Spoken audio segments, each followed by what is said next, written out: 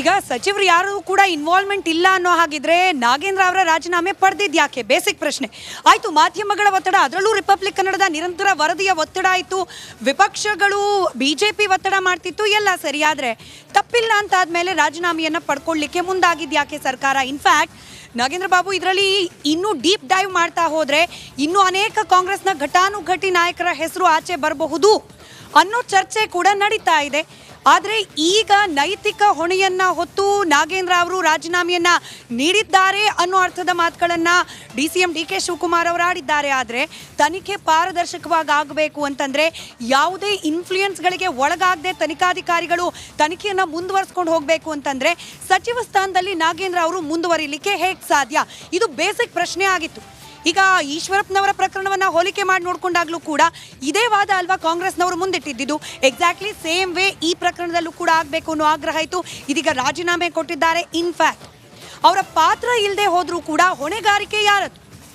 87 ಕೋಟಿಯಷ್ಟು ಹಣ ST ಸಮುದಾಯಕ್ಕೆ ಸೇರಬೇಕಾದ ಹಣ ರಾತ್ರೋರಾತ್ರಿ ಬೇನಾಮಿ ಅಕೌಂಟ್ಗಳಿಗೆ ಹೋಗುತ್ತೆ ಅಂತಂದರೆ ಇದರ ಹೊಣೆಗಾರಿಕೆ ಯಾರದ್ದು? ಮಿನಿಸ್ಟರ್ ಅಂತ ಹೇಳಿ ಮಾಡಿ ಅವರನ್ನು ಕೂರಿಸಿರೋದು ಯಾಕೆ? 87 ಕೋಟಿ ಹಣ ನಾಗೇಂದ್ರ ಬಾಬು ಅಂದಾಜು ಮಾಡ್ಕೊಳ್ಳಿ. ಆ 87 ಕೋಟಿ ಹಣ ಎಷ್ಟು ಮಂದಿ ಹಿಂದುಳಿದ ವರ್ಗ, ಅದರಲ್ಲೂ ST ಸಮುದಾಯದ, ವಾಲ್ಮೀಕಿ ಸಮುದಾಯದ ಜನರ ಮನೆಗಳನ್ನು ಉದ್ಧಾರ ಮಾಡುವ ಕೆಪಾಸಿಟಿ ಇತ್ತು? 87 ಕೋಟಿ ಹಣ, 87 ಕೋಟಿ ಹಣ ಹೀಗೆ ರಾತ್ರೋರಾತ್ರಿ ಎಲ್ಲೋ ಹೋಗುತ್ತೆ ಅಂತಂದರೆ ಅದರ ಕಂಪ್ಲೀಟ್ ಜವಾಬ್ದಾರಿ ಹೊರಬೇಕಾದವರು ಆ ಇಲಾಖೆಯ ಉಸ್ತುವಾರಿಯನ್ನು ಹೊತ್ತಿರುವ ಮಿನಿಸ್ಟರ್ ನಾಗೇಂದ್ರ ಅವರು. ಈ ಕಾರಣಕ್ಕಾದರೂ ರಾಜೀನಾಮೆಯನ್ನು ಅವ್ರು ಕೊಡಲೇಬೇಕು ಅನ್ನೋ ಆಗ್ರಹ ರಿಪಬ್ಲಿಕ್ ಕನ್ನಡದ ಕಡೆಯಿಂದ ಕೂಡ ಆಯಿತು. ಇದರ ಇಂಪ್ಯಾಕ್ಟ್ ಅನ್ನೋ ರೀತಿಯಲ್ಲಿ ರಾಜೀನಾಮೆ ಕೊಟ್ಟಿದ್ದಾರೆ. ಆದರೆ ನೀವಾಗಲೇ ಪ್ರಸ್ತಾಪ ಮಾಡ್ತಾ ಇದ್ದ ಹಾಗೆ ರಿಪಬ್ಲಿಕ್ ಕನ್ನಡದ ಅಜೆಂಡಾ ಕೂಡ ಅಷ್ಟೇ. ಹೋಗಿರೋ ಹಣ ನಡಿ ಈಗ ಶುರು ಮಾಡೋಣ.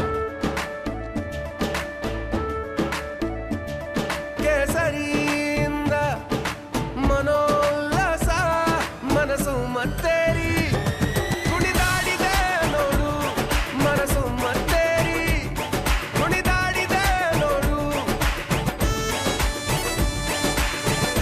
ಕ್ಷಣ ಕ್ಷಣವೂ ಆಚರಿಸಿ ಕೇಸರಿ ಹಬ್ಬ. ವಿಮಲ್ ಬಾಯಲ್ಲಿ ಹೇಳಿ ಕೇಸರಿ. ವಾಪಸ್ ಬರಬೇಕು, ಹೋಗಿರೋ ಹಣ ವಾಪಸ್ ಬರಬೇಕು. ಈಗ ಚಂದ್ರಶೇಖರನವರ ಪ್ರಾಣ ಹೋಯ್ತು, ಅದನ್ನಂತೂ ವಾಪಸ್ ತರಲಿಕ್ಕೆ ಸಾಧ್ಯ ಇಲ್ಲ. ಆದರೆ ಮತ್ತೊಬ್ಬ ಅಧಿಕಾರಿ ಹೀಗೆ ಯಾರದ್ದೋ ಭ್ರಷ್ಟ ಕುಳಗಳ ತಪ್ಪಿಗೆ ಪ್ರಾಣ ಕಳ್ಕೊಳ್ಳೋ ಹಾಗೆ ಆಗಬಾರ್ದು. ಇದು ರಿಪಬ್ಲಿಕ್ ಕನ್ನಡದ ಕಳಕಳಿ ಇದ್ದದ್ದು. ಭ್ರಷ್ಟ ಅಧಿಕಾರಿಗಳು, ಭ್ರಷ್ಟ ರಾಜಕಾರಣಿಗಳು, ಇವರ ಕೈವಾಡದಿಂದಾಗಿ ಒಬ್ಬ ಅಮಾಯಕ ನೌಕರ ಆತ್ಮಹತ್ಯೆಗೆ ಶರಣಾಗಿದ್ದು ಇದರ ವಿರುದ್ಧವಾಗಿ ನಿರಂತರವಾಗಿ ಧ್ವನಿ ಎತ್ತಿತು ರಿಪಬ್ಲಿಕ್ ಕನ್ನಡ. ಅದರ ಇಂಪ್ಯಾಕ್ಟ್ ಸದ್ಯಕ್ಕಾಗಿದೆ. ಇದು ಮೊದಲ ಇಂಪ್ಯಾಕ್ಟ್. ಎರಡನೆಯದ್ದು ನೀವು ಹೇಳ್ತಾ ಇದ್ದ ಹಾಗೆ ಹಣ ವಾಪಸ್ ಬರಬೇಕು, ವಾಪಸ್ ನಿಗಮದ ಆ ಒಂದು ಬ್ಯಾಂಕ್ ಅಕೌಂಟ್ಗಳಿಗೆ ವಾಪಸ್ ಬರಬೇಕು. ಅಲ್ಲಿವರೆಗೂ ಕೂಡ ಈ ಸುದ್ದಿಯನ್ನು ನಿರಂತರವಾಗಿ ಫಾಲೋ ಅಪ್ ಮಾಡುತ್ತೆ Republic Kannada. Over to you Nagendra Babu. Okay, all right, ನಮ್ಮ ಜೊತೆ ಇದೇ ವಿಚಾರವಾಗಿ ಇನ್ನಷ್ಟು ಅಪ್ಡೇಟ್ ಕೊಡೋದಕ್ಕೆ ಪ್ರತಿನಿಧಿ ಸತೀಶ್ ಸಂಪರ್ಕದಲ್ಲಿದ್ದಾರೆ. ಸತೀಶ್, ಕೊಡ್ತಾರಾ ಇಲ್ವಾ ರಾಜೀನಾಮೆನ ಅನ್ನುವಂಥದ್ದು ಒಂದು ಮಾತಿತ್ತು. ಕೊಡೋದಾಗಿದ್ರೆ ಮೊದಲೂ ಕೊಡ್ಬೋದಾಗಿತ್ತು. ಇವತ್ತು BJP ಅಷ್ಟೆಲ್ಲ ಪ್ರತಿಭಟನೆ ಮಾಡಿ ಲೋಕಸಭಾ ಚುನಾವಣೆಯ ಒಂದು ರೀತಿಯ ಮುಖಭಂಗದ ನಂತರದಲ್ಲಿ ಇದೀಗ ಕಾಂಗ್ರೆಸ್ಗೆ ಮತ್ತೊಂದು ಮುಖಭಂಗ ಎದುರಿಸೋದು ಬೇಡ ಅಂತ ಈಗ ರಾಜೀನಾಮೆ ಕೊಟ್ರಾ, ಅಥವಾ ಇದೇನಾದರೂ ಸೀದಾ CBI ತನಿಖೆಗೆ ಹೋದ್ರೆ ನಿಜವಾಗಿಯೂ ಮುಖಭಂಗ ಎದುರಿಸಬೇಕಾಗತ್ತೆ ಅನ್ನೋ ಕಾರಣಕ್ಕೆ ರಾಜೀನಾಮೆ ಕೊಟ್ರಾ? ಈ ರಾಜೀನಾಮೆಯ ಹಿಂದಿನ ಹೂರಣ ಏನು ಸತೀಶ್?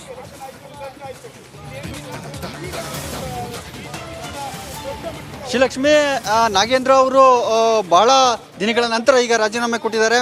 ಪ್ರಮುಖವಾಗಿ ಈಗ BJP ಕೂಡ ಒತ್ತಾಯ ಮಾಡ್ತಾ ಇತ್ತು, CBI ತನಿಖೆ ಕೊಡಬೇಕು ಅಂತ ಪ್ರತಿಭಟನೆ ಮಾಡಿದ್ರು, ರಾಜ್ಯಪಾಲರಿಗೆ ಮನವಿಯನ್ನು ಸಹ ಸಲ್ಲಿಸಿದ್ರು. ಅದ್ರ ಜೊತೆಗೆ ಯೂನಿಯನ್ ಬ್ಯಾಂಕ್ ಸಹ ಪತ್ರವನ್ನು ಬರೆದಿತ್ತು CBI ತನಿಖೆಗೆ ಕೊಡಬೇಕು ಅಂತ. ಆರ್ಥಿಕ ಅಪರಾಧಗಳಲ್ಲಿ ಒಂದಷ್ಟು ಕೋಟಿಯ ಹಣದ ನಂತರ ಅಪರಾಧ ಆಗಿದ್ದರೆ ಅದನ್ನು CBI ತನಿಖೆ ಮಾಡಬೇಕಾಗತ್ತೆ ನಿಯಮದ ಪ್ರಕಾರ. ಆ ಹಿನ್ನೆಲೆಯಲ್ಲಿ ಪತ್ರವನ್ನು ಬರೆದಿತ್ತು. ಆದರೆ ಸರ್ಕಾರ SITಗೆ ತನಿಖೆ ಕೊಟ್ಟು ಆ ವರದಿ ಬರಲಿ, ವರದಿ ನಂತರ ಕ್ರಮ ಕೈಗೊಳ್ತೀವಿ, ಯಾರೇ ತಪ್ಪಿತಸ್ಥರಿದ್ರು ಕ್ರಮ ಕೈಗೊಳ್ತೀವಿ ಅನ್ನೋ ಒಂದು ಹೇಳಿಕೆಯನ್ನು ಕೊಡ್ತಾ ಇತ್ತು ಸರ್ಕಾರ. ಆದರೆ ಈಗ CBI ತನಿಖೆ ಕೊಟ್ಟಿರೋದ್ರಿಂದ ಇದು ನಾಗೇಂದ್ರ ಅವರಿಗೆ ಮತ್ತು ಸರ್ಕಾರಕ್ಕೆ ಮುಜುಗರ ಆಗುತ್ತೆ.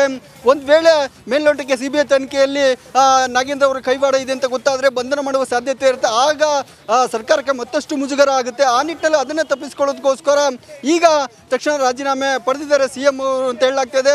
ನಿನ್ನೆ ಸಂಜೆ ಅವ್ರನ್ನ ಕರೆಸ್ಕೊಂಡು ಮಾತುಕತೆಯನ್ನು ನಡೆಸಿದ್ರು. ನೀನೇ ರಾಜೀನಾಮೆ ಕೊಟ್ಬಿಡು, ನಾವು ಒತ್ತಡ ಆಗೋದಕ್ಕಿಂತ ಅನ್ನೋ ಒಂದು ನಿಟ್ಟಿನಲ್ಲಿ ನಾಗೇಂದ್ರ ಅವರಿಗೆ ಮನವೊಲಿಕೆ ಯತ್ನವನ್ನು ಮಾಡಿದ್ದಾರೆ. ಆ ನಿಟ್ಟಿನಲ್ಲಿ ಈಗ ರಾಜೀನಾಮೆ ಕೊಟ್ಟಿದ್ದಾರೆ. ಒಂದು ಕಡೆ BJP ಕೂಡ ಇದನ್ನು ಪ್ರಮುಖ ಅಸ್ತ್ರವಾಗಿ ಬಳಸ್ಕೊಳ್ತಾ ಇತ್ತು. ಹೀಗಾಗಿನೇ ಎಲ್ಲ ಮುಜುಗರವನ್ನು ತಪ್ಪಿಸ್ಕೊಳ್ಳೋಕ್ಕೆ ಸರ್ಕಾರ, CM ಅವರು ಮತ್ತು DCM ಅವರು ನಿರ್ಧಾರ ಮಾಡಿ ಈಗ ನಾಗೇಂದ್ರ ಅವರಿಂದ ರಾಜೀನಾಮೆ ಪಡೆದಿದ್ದಾರೆ. ಆ ನಿಟ್ಟಿನಲ್ಲೇ ಇದು ಒಂದು ಕಡೆ ಸ್ವಲ್ಪ ಮಟ್ಟಿಗೆ ಮುಜುಗರನ್ನು ತಪ್ಪಿಸಿಕೊಳ್ಳುವ ಸರ್ಕಾರದ ಯತ್ನ ಅಂತ ಹೇಳಲಾಗ್ತಾ ಇದೆ. ಶ್ರೀಲಕ್ಷ್ಮಿ. ಸತೀಶ್ ಹಾಗೆ ಸಂಪರ್ಕದಲ್ಲೇ ಇರಿ. ಈಗ ಪ್ರಮುಖವಾಗಿ 10 ಇನ್ವೆಸ್ಟಿಗೇಷನ್ ಮಾಡಿದ್ದು ರಿಪಬ್ಲಿಕನ್. ನೋಡಿ, ಒಬ್ಬ ಪತ್ರಕರ್ತನಿಗೆ ಒಂದಷ್ಟು ವಿಭಾಗಗಳಿರುತ್ತೆ. ಇನ್ವೆಸ್ಟಿಗೇಷನ್ ಜರ್ನಲಿಸಮ್ ಕೂಡ ಒಂದು. ಈ ವಿಚಾರವಾಗಿ ನನ್ನ ಹಿರಿಯ ಸಹೋದ್ಯೋಗಿ ಸುನಿಲ್ ಧರ್ಮಸ್ಥಳ ಸಾಕಷ್ಟು ಇನ್ವೆಸ್ಟಿಗೇಟಿವ್ ಜರ್ನಲಿಸಮ್ ಕೆಲಸವನ್ನು ಮಾಡುವಂಥ ಪ್ರಯತ್ನವನ್ನು ಕೂಡ ಮಾಡಿದ್ರು. ನೋಡಿ, ಹ್ಯಾಪಿಯೆಸ್ಟ್ ಮೈಂಡ್ಸ್ ಕಂಪನಿ ಹೆಸರಲ್ಲಿ ಆದಂಥ ಅಕೌಂಟ್ ಏನಿತ್ತು, ಕ್ರಿಯೇಟ್ ಆಗಿದ್ದಂಥ ಅಕೌಂಟ್, ಅದು ಫೇಕ್. ಆ ಅಕೌಂಟಲ್ಲಿ ಯಾವುದು ಕೂಡ ಹಣ ವರ್ಗಾವಣೆ ಆಗಿಲ್ಲ ಆ ಕಂಪನಿಗೆ ಅಂತೇಳಿ. ಈ ರೀತಿಯಾಗಿ ಒಂದಷ್ಟು ಇನ್ವೆಸ್ಟಿಗೇಟಿವ್ ಜರ್ನಲಿಸಮ್ ಮಾಡುವಂಥ ಕೆಲಸವನ್ನು ಮಾಡಿದ್ರು, ರಿಪೋರ್ಟಿಂಗನ್ನು ಮಾಡಿದರು. ಸುನಿಲ್, ನೋಡಿ, ಒಂದಷ್ಟು ಮಾಹಿತಿಗಳನ್ನು ನೀವು ಕಲೆ ಹಾಕ್ತಾ ಇದ್ರಿ. ಆ ಸಂದರ್ಭದಲ್ಲೇ ಗೊತ್ತಾಗಿದ್ದು ಇದೆಲ್ಲವೂ ಕೂಡ ನಕಲಿ ಖಾತೆಗಳನ್ನು ಸೃಷ್ಟಿ ಮಾಡಿ ಹಣವನ್ನು ವರ್ಗಾವಣೆ ಮಾಡಿದ್ದು ಅಂತೇಳಿ. ಓವರಾಲ್ ಆಗಿ ಮಾಹಿತಿ ಕೊಡೋದಾದ್ರೆ ಸುನಿಲ್.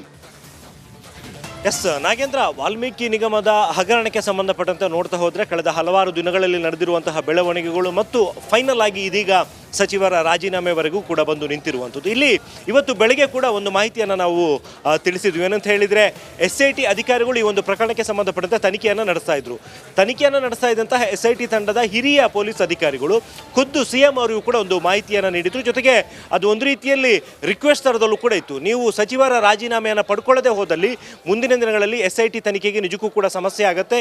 ಏನಕ್ಕೆ ಅಂದರೆ ಈ ಪ್ರಕರಣದಲ್ಲಿ ಈಗಾಗಲೇ ಅರೆಸ್ಟ್ ಮಾಡಿರುವಂಥ 5 ಜನರಲ್ಲಿ 2 ಸಚಿವರ ತುಂಬನೇ ಆಪ್ತ ವಲಯದಲ್ಲಿ ಗುರುತಿಸಿಕೊಂಡಿರುವಂಥವ್ರು. ಹಾಗಾಗಿ ಅರೆಸ್ಟ್ ಮಾಡಲೇಬೇಕಾದಂತಹ ಅನಿವಾರ್ಯತೆಗಳು ಕೂಡ ಮುಂದಿನ ದಿನಗಳಲ್ಲಿ ಬರ್ಬೋದು. ಮತ್ತು ಸಚಿವ ಸ್ಥಾನದಲ್ಲಿ ಇರೋದ್ರಿಂದಾಗಿ ಇದ್ದರೆ ಅವ್ರನ್ನ ವಿಚಾರಣೆಗೊಳಪಡಿಸೋದಕ್ಕೂ ಕೂಡ ಕಷ್ಟ ಆಗುತ್ತೆ. ಈ ಹಿನ್ನೆಲೆಯಲ್ಲಿ ಅವರಿಂದ ರಾಜೀನಾಮೆ ಪಡ್ಕೊಳ್ಳಿ ಅನ್ನುವಂಥ ಒಂದು ಮನವಿಯನ್ನು ಕೂಡ ಸಲ್ಲಿಸಿದ್ರು.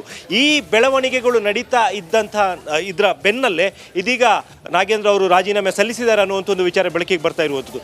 ಈಗ ಇದು ಒಂದು ಪಾರ್ಟ್ ಆದರೆ ಅಂದರೆ ಪೊಲಿಟಿಕಲಿ ಸಚಿವ ನಾಗೇಂದ್ರ ಅವರು ರಾಜೀನಾಮೆಯನ್ನು ನೀಡಿದ್ದಾರೆ. ಹಾಗಿದ್ರೆ SIT ತನಿಖೆ ಮುಂದೆ ಯಾವ ಆಯಾಮಗಳಲ್ಲಿ ಸಾಗ್ಬೋದು ಅನ್ನುವಂಥದ್ದು ಈಗ ಕುತೂಹಲಕಾರಿ ವಿಚಾರ. ಯಾಕೆಂತ ಹೇಳಿದರೆ ಈಗ ಅವರು ಸಚಿವರು ಅಲ್ಲದೆ ಆಗಿರೋದ್ರಿಂದಾಗಿ SIT ಅಧಿಕಾರಿಗಳು ಮುಂದಿನ ದಿನಗಳಲ್ಲಿ ಪ್ರಕರಣಕ್ಕೆ ಸಂಬಂಧಪಟ್ಟಂತೆ ಅವರಿಗೂ ಕೂಡ ನೋಟಿಸ್ ಕೊಟ್ಟು ವಿಚಾರಣೆ ಕರೆಸ್ಕೊಳ್ಳುವಂಥ ಒಂದು ಸಾಧ್ಯತೆ ಇದೆ. ಮತ್ತು ಇದು ಇಡೀ ಪ್ರಕರಣದಲ್ಲಿ ತುಂಬಾ ಇಂಪಾರ್ಟೆಂಟ್ ಆಗುವಂಥದ್ದು. ಏನಕ್ಕೆಂದರೆ ಅವರು ಆಪ್ತ ವಲಯದಲ್ಲಿ ಇರುವಂಥವರು ಯಾರ ಸೂಚನೆ ಪ್ರಕಾರ ಇದರಲ್ಲಿ ಇನ್ವಾಲ್ವ್ ಆಗಿದ್ದಾರೆ ಅನ್ನೋದು ಗೊತ್ತಾಗಬೇಕಾಗುತ್ತೆ. ಮತ್ತು ಒಂದು ವೇಳೆ ಖುದ್ದು ನಾಗೇಂದ್ರ ಅವರ ಸೂಚನೆ ಪ್ರಕಾರನೇ ಇದೆಲ್ಲವೂ ಕೂಡ ಆಗಿದ್ದಲ್ಲಿ SIT ಅಧಿಕಾರಿಗಳು ಅವ್ರನ್ನೂ ಕೂಡ ಬಂಧಿಸುವಂತ ಸಾಧ್ಯತೆ ಇದೆ. ನಾಗೇಂದ್ರ, ಸುನಿಲ್, ನೋಡಿ, ಈಗ ಪ್ರಮುಖವಾಗಿ ಒಂದು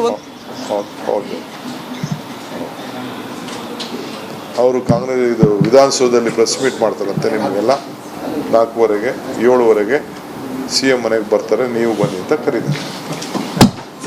ನೀವು ನನಗೆ ಸುಳ್ಳುದಾರಿ ಹೇಳ್ಬಿಟ್ರಿ.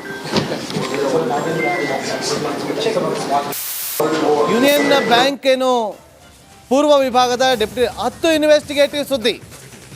ವಾಲ್ಮೀಕಿ ನಿಗಮದ ಹಗರಣವನ್ನು ಬಯಲಿಗೆಳೆದಿದ್ದೆ ರಿಪಬ್ಲಿಕ್ ಕನ್ನಡ. ಭ್ರಷ್ಟರ ಮುಖವಾಡವನ್ನು ಬಯಲಿಗೆಳೆದಂಥ ನಿಮ್ಮ ರಿಪಬ್ಲಿಕ್ ಕನ್ನಡ ವಾಲ್ಮೀಕಿ ನಿಗಮ UBI ಬ್ಯಾಂಕ್ ಅಧಿಕಾರಿಗಳನ್ನು ಎಕ್ಸ್ಪೋಸ್ ಮಾಡಿದ್ದೆ ನಾವು. ಸೃಷ್ಟಿಯಾದಂಥ ನಕಲಿ ಖಾತೆಗಳ ಪಿನ್ ಡೀಟೇಲನ್ನು ನಿಮ್ಮ ಮುಂದೆ ಇಡುವಂಥ ಕೆಲಸವನ್ನು ನಾವು ಮಾಡಿದ್ವಿ. ಕೆಲವೇ ಕ್ಷಣಗಳಲ್ಲಿ ನಾಗೇಂದ್ರ ಸುದ್ದಿಗೋಷ್ಠಿಯನ್ನು ನಡೆಸಲಿದ್ದಾರೆ. ಸಂಜೆ 4:30ಕ್ಕೆ ಹಗರಣದ ಬಗ್ಗೆ ಮಾತನಾಡಲಿರುವಂಥ ನಾಗೇಂದ್ರ, ಮಾಜಿ ಸಚಿವ ನಾಗೇಂದ್ರ ಸುದ್ದಿಗೋಷ್ಠಿಯನ್ನು ಕರೆದಿದ್ದಾರೆ 4:30ಕ್ಕೆ. ವಿಧಾನಸೌಧದಲ್ಲಿ ನಾಗೇಂದ್ರ ಸುದ್ದಿಗೋಷ್ಠಿಯನ್ನು ಮಾಡಲಿದ್ದಾರೆ 4:30ಕ್ಕೆ. ಸಿದ್ದರಾಮಯ್ಯ ಅವರನ್ನು ಭೇಟಿ ಮಾಡಿ ರಾಜೀನಾಮೆಯನ್ನು ಸಲ್ಲಿಸಿ ಅಲ್ಲಿ ಯಾವುದೇ ರೀತಿಯಾದಂಥ ಪ್ರತಿಕ್ರಿಯೆ ಕೊಡದೆ ಮಾಧ್ಯಮಗಳಿಗೆ ಹೊರ ನಡೆದಿದ್ದಾರೆ. ಈಗ ವಿಧಾನಸೌಧದಲ್ಲಿ ಅವರು ಕೆಲವೇ ಕ್ಷಣಗಳಲ್ಲಿ ಸುದ್ದಿಗೋಷ್ಠಿಯನ್ನು ಕೂಡ ನಡೆಸಲಿದ್ದಾರೆ ಎನ್ನುವ ಮಾಹಿತಿ ಸಿಕ್ಕಿದೆ. ಖುದ್ದೀಗ DCM DK ಶಿವಕುಮಾರ್ ಅವರೇ ಹೇಳಿದರು, ಅದನ್ನು ಸ್ಪಷ್ಟಪಡಿಸಿದ್ದಾರೆ. ವಿಧಾನಸೌಧದಲ್ಲಿ 4:15 ಕರೆದಾರೆ ಸುದ್ದಿಗೋಷ್ಠಿ, ಅಲ್ಲೆಲ್ಲ ಮಾತಾಡ್ತಾರೆ ಅಂತೇಳಿ. ಹಗರಣದ ವಿಚಾರವಾಗಿ ಸುದ್ದಿಗೋಷ್ಠಿಯನ್ನು ನಡೆಸಲಿದ್ದಾರೆ. ಹಗರಣದ ವಿಚಾರವಾಗಿ ಸುದ್ದಿಗೋಷ್ಠಿಯನ್ನು ನಡೆಸಲಿದ್ದಾರೆ ನಾಗೇಂದ್ರ. ನೋಡಿ, ಈಗ CBI ತನಿಖೆಯನ್ನು ನಡೆಸ್ತಾರೆ. CBIನಲ್ಲಿ FIR ಕೂಡ ಆಗಿದೆ. ಬ್ಯಾಂಕ್ ಅಧಿಕಾರಿ ಅಂದರೆ ಯೂನಿಯನ್ ಬ್ಯಾಂಕ್ ಅಧಿಕಾರಿ ಕೊಟ್ಟಂಥ ದೂರಿನ ಆಧಾರದಲ್ಲಿ CBI FIR ಅನ್ನು ಮಾಡಿಕೊಂಡು ತನಿಖೆಯನ್ನು ನಡೆಸ್ತಾ ಇದೆ. ಸುನಿಲ್ ಮಾಹಿತಿಯನ್ನು ಕೊಡ್ತಾ ಇದ್ರು ನೋಡಿ. ಇದೇ ವಿಚಾರವಾಗಿ ಮಾಹಿತಿಯನ್ನು ಕೊಡೋದಕ್ಕೆ ನಮ್ಮ ಎಲ್ಲ ಪ್ರತಿನಿಧಿಗಳು ಕೂಡ, ಒಂದು ಕಡೆ ದೆಹಲಿಯಿಂದ ರಂಜಿತ್, ನನ್ನ ಸಹೋದ್ಯೋಗಿ ನಿಕೇಶ್, ನಮ್ಮ ಪೊಲಿಟಿಕಲ್ ಬ್ಯೂರೋ ಹೆಡ್ ಆಗಿರುವಂಥ ವಿಜಯ್ ಎಲ್ಲರೂ ಕೂಡ ಜಾಯ್ನ್ ಆಗಿದ್ದಾರೆ. ಸುನಿಲ್ ನೋಡಿ, ಈಗ CBI FIR ದಾಖಲು ಮಾಡಿಕೊಂಡಿದೆ. ನನ್ನ ಪ್ರಶ್ನೆ ಇಷ್ಟೇ, ಈಗ CBIಗೆ ಸರ್ಕಾರ, ರಾಜ್ಯ ಸರ್ಕಾರ ತನಿಖೆಗೆ ವರ್ಗಾವಣೆ ಮಾಡಬೇಕು, ಅವರಿಗೆ ವರ್ಗಾಯಿಸಬೇಕು, ಅಥವಾ ಅವರು ವರ್ಗಾವಣೆ ಮಾಡದೇ ಇದ್ರೂ ಕೂಡ CBI ತನ್ನ ಪಾಡಿಗೆ ತನಿಖೆಯನ್ನು ನಡೆಸ್ಬೋದಲ್ವಾ? ಎಸ್ ನಾಗೇಂದ್ರ, ಒಂದು ವೇಳೆ ಸರ್ಕಾರ ಈ ಒಂದು ಪ್ರಕರಣಕ್ಕೆ ಸಂಬಂಧಪಟ್ಟಂತೆ ಈಗಾಗಲೇ ತನಿಖೆಯನ್ನು ನಡೆಸೋದಕ್ಕೆ SITಗೆ ಸೂಚನೆ ನೀಡಿದ್ದು SIT ಅಧಿಕಾರಿಗಳು ತನಿಖೆಯನ್ನು ನಡೆಸ್ತಾ ಇದ್ದಾರೆ. ಮತ್ತೊಂದು ಕಡೆಯಲ್ಲಿ ಯೂನಿಯನ್ ಬ್ಯಾಂಕ್ ಅಧಿಕಾರಿಗಳು ನೀಡಿದಂತಹ ದೂರಿಗೆ ಸಂಬಂಧಪಟ್ಟಂತೆ CBIನಲ್ಲೂ ಕೂಡ ಪ್ರಕರಣ ದಾಖಲಾಗಿದ್ದು CBI ಅಧಿಕಾರಿಗಳು ಕೂಡ ಇದಕ್ಕೆ ಸಂಬಂಧಪಟ್ಟಂತೆ ತನಿಖೆಯನ್ನು ನಡೆಸ್ತಾ ಇದ್ದಾರೆ. CBI FIRನಲ್ಲಿ ಉಲ್ಲೇಖ ಆಗಿರುವಂಥ ಒಂದು ವಿಚಾರ ಅಂತ ಹೇಳಿದರೆ